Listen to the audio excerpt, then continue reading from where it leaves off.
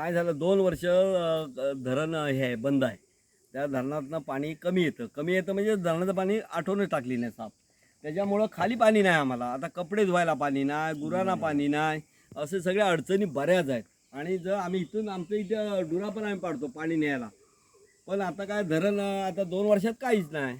आता झाडं सुकून गेली धरणाचं पाणी नाही त्याच्यामुळं. आणि ह्याच्यात पाणी काय साठवू शकत नाही बंधारा नाही म्हणून. बाकी काय हा गाल उपसून काढला ना एक बाजू टाकला तर पाणी साठा होईल चांगला मस्तपैकी. पाण्याचा साठा महत्त्वाचा झाला पाहिजे. तर पाणी हा जिरत नाही, खाली कातळ आहे म्हणजे पाणी साठून राहतो. पाण्याला अजिबात अडचण येत नाही. ते खालपर्यंत कातळ. आता हे किती फूट साधारण खाली कातळ असेल?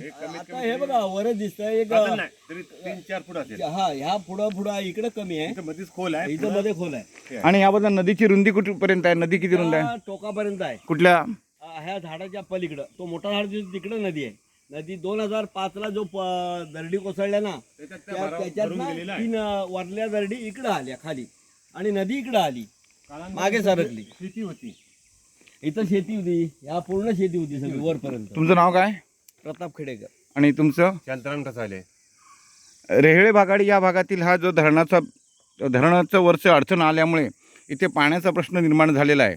आणि प्रत्यक्ष पाहता हा जो ओहोळ आपल्याला दिसत आहे हा ओहोळ पूर्णपणे गाळानं भरून गेलेला आहे जो महापूर आला त्या महापुराच्या काळात. तर याकरता आपल्याला हा जर ओहोळ मोकळा केला तर साधारण नाही म्हटलं तरी 50 मीटर रुंदीच्या हिशोबानं आणि 250 फूट लांबी धरली तर 3 फूट ते 4 फूट असं पाण्याचा इथे मोठा साठा होऊ शकतो. आणि ह्या पाण्याचा वापर हे गावकरी विविध कार्यासाठी करत आहेत, म्हणजे शेती, त्यानंतर गुरेढोरे, पिण्याच्या पाण्यासाठी.